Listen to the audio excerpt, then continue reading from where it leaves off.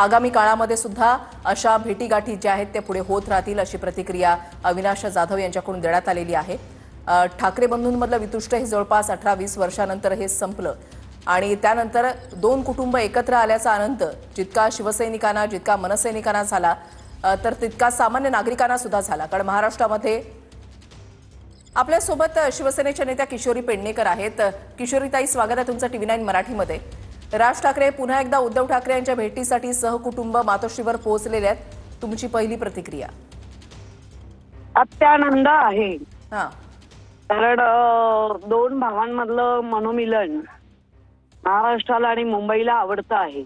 हां, त्यामुळे छान वाटतंय।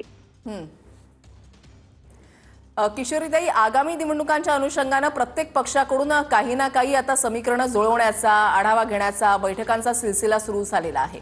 दोन ठाकरे बंधू एकत्र आले याचा आनंद शिवसैनिकांना मनसैनिकांना तर आहेच, मात्र आगामी निवडणुकांच्या पार्श्वभूमीवर ज्या वेळेला या भेटीगाठी वाढतात त्यावेळेला साहजिकच राजकीय चर्चा सुद्धा होणारच ना?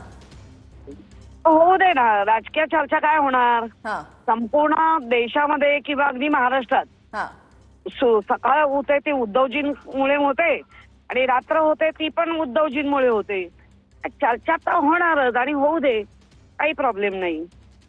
म्हणजे आगामी निवडणुका ठाकरे बंधू एकत्रितच लढणार असं म्हणायचं? हो, आता तरी आम्हाला असंच वाटतंय।